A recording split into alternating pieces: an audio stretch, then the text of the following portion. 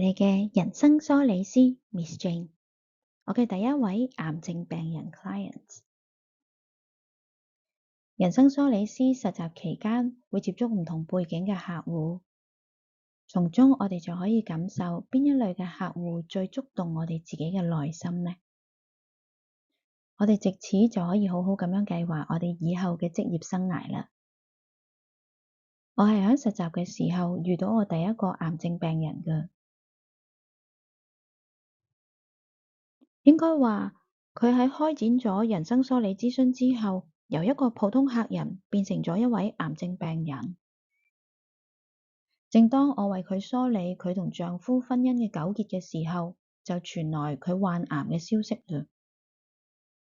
然後我仔細咁樣為客人去探索人生故事同癌症之間嘅關係嘅時候，就喺呢個時候發現咗一個德國學者所做嘅一份關於人生經歷同癌症關係嘅研究報告。佢指出，同配偶關係欠佳所引發嘅情緒同右邊乳房癌症嘅 correlation 嘅關係。我當時好驚訝，有冇咁巧啊？呢個經歷確立咗我對支援癌症病人康復嘅志向。如果心結未曾解開嘅話，就算醫生醫好你嘅身體，我哋都仲係需要擔心復發㗎。從人生回顧當中，理解點解呢一段婚姻係自己天命嘅一部分，咁樣心結先至能夠完全打開，先至能夠完全咁樣療癒自己。無論你而家正面對癌症，